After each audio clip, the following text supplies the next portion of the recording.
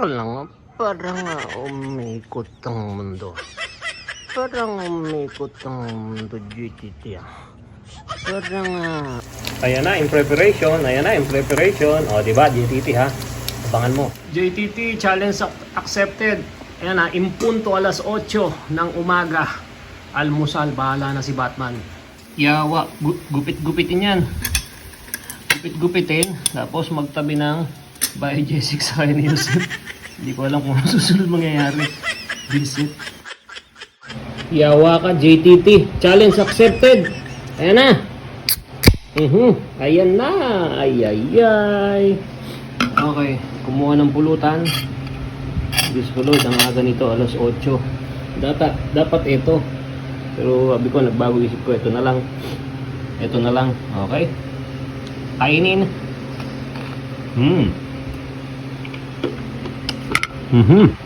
Namulutan, may buto. Hindi. May buto. May buto. Meron pa isa. At ito na. Ayan pa. Bayang, dahil buto.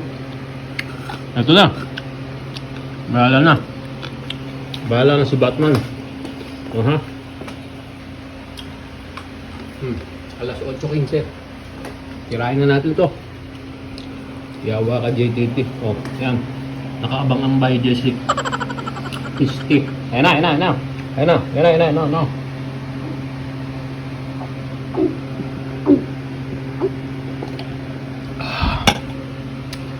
Ang sarap. Yahoo! Ang sarap. Sarap.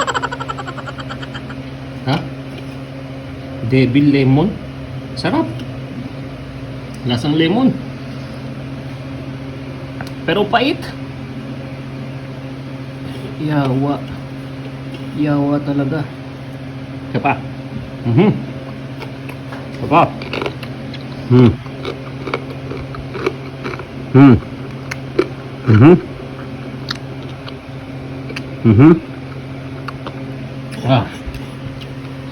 Hindi ko kaya ata itong ubusin ha?